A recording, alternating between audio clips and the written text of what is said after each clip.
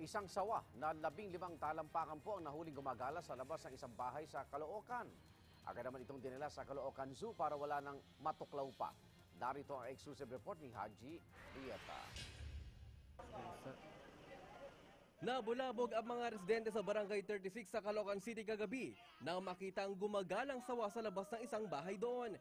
Nasa 15 talampakan daw ang haba ng sawa na pinangalan ng Fifi. Nung nagtatakbo na, tumatawag na ako ng rescue para mahuli.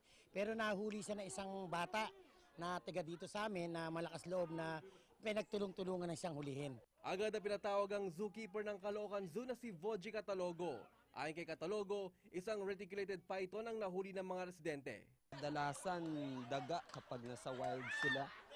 Pero kapag alaga naman, kadalasan rat din.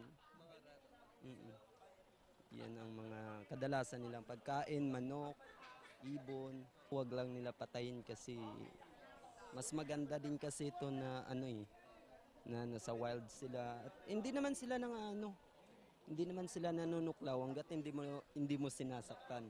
Posible raw na nakatakas ito sa kanyang kulungan dahil kumpara raw sa wild na sawa, mas mabait daw si Fifi dahil hindi nanunuklaw at di rin agad nanlilingkis.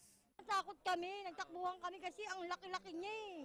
Ay mamaya malulok kaming lahat dun. Nung nakita mo, anong reaction mo? Gusto ko katakit! Bakit? Ayoko na! Bakit? Umayos ka, umayos. Bakit? Anong reaction mo nung nakita mo yung Natakot ako, grabe! Hindi ko kaya! Kapag daw nakakita ng mga ganitong ahas, gaya nga netong sawa na ito sa inyong mga bahay o sa inyong lugar, hanggat maaari raw ay huwag itong papatayin o sasaktan. Ang magandang gawin daw, hulihin ito at isurrender sa mga otoridad. Dahil tila may sugat, agad na dinala si Fifi sa Caloocan Zoo para mas matignan at maalagaan. Ito ang unang balita sa Caloocan City, Haji Rieta reporting.